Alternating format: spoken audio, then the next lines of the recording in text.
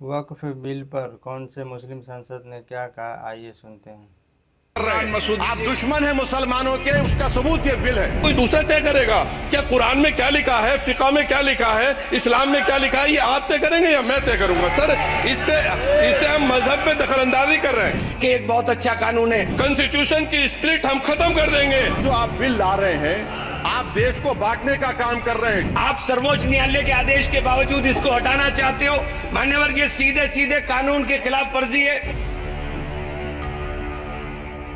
Under Rule 72 to oppose the WAF amendment bill, sir, I oppose the introduction of the bill under Rule 72(2) on the grounds that this House does not have the competence to make these amendments. This bill patently violates the principles provided in Article 14, 15 and 25, sir. It is both discriminatory, arbitrary.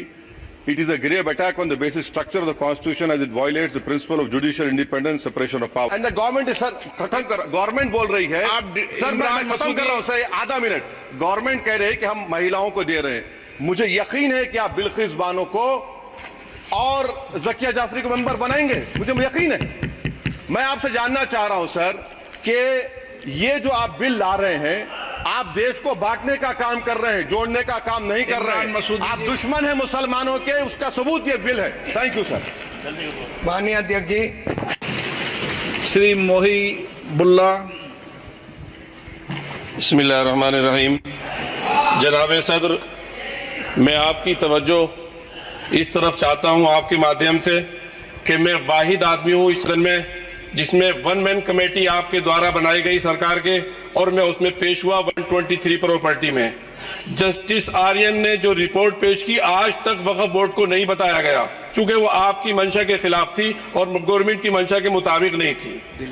123 property में जब मंशा के खिलाफ हमारे नहीं आई, मंशा के मुताबिक नहीं आई, तो हमने 2 मैन कमेटी बनाई, और 2 मैन कमेटी ने भी कोई रिपोर्ट वक्फ बोर्ड को नहीं दी।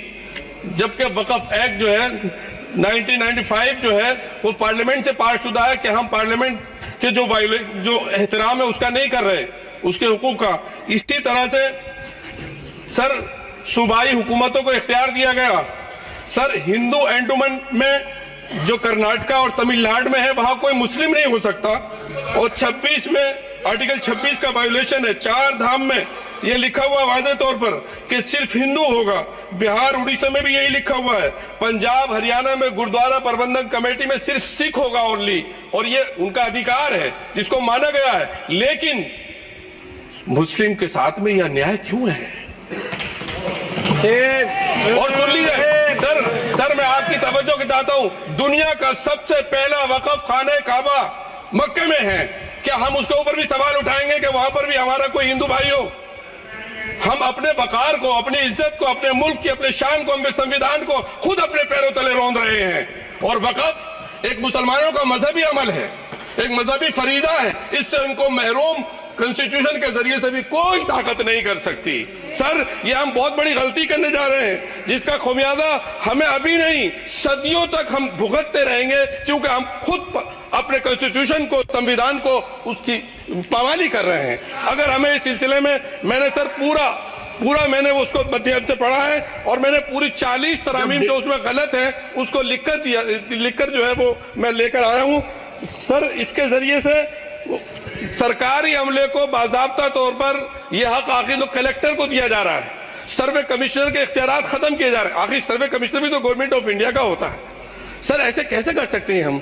और फिर सर, उसमें मेरे मजहब के मुतालिक चीजें हैं, तो वो कैसे कोई दूसरा तय करेगा?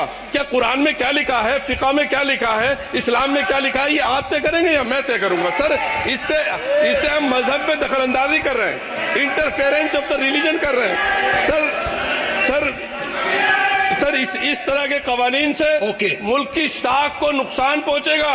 कॉन्स्टिट्यूशन की स्प्लिट हम खत्म कर देंगे, और अगर ये होगा तो कोई भी अकलियत, कोई भी माइनॉरिटी अपने आप को हिंदुस्तान में सेफ नहीं करेगी। पिछले दिनों सिखों के साथ भी ये हुआ, और कुछ ईसाई भाइयों के साथ भी इस तरह के वाकयात हुए हैं, जिसकी वजह से सब लोग अपने आप को असहाय महसूस कर रहे हैं। 10 साल से जो मुल्क में माइनॉरिटीज के साथ, उनके हुकूक के साथ, उनके रिलीजन फ्रीडम के साथ जो खिलवाड़ किया जा रहा है, उससे रूह कांप जाती है। और ऐसा महसूस होता है कहीं ऐसा ना हो कि जनता इन हुकूक के लिए कॉन्स्टिट्यूशन को बचाने के लिए दोबारा सड़कों पर आ जाएगी।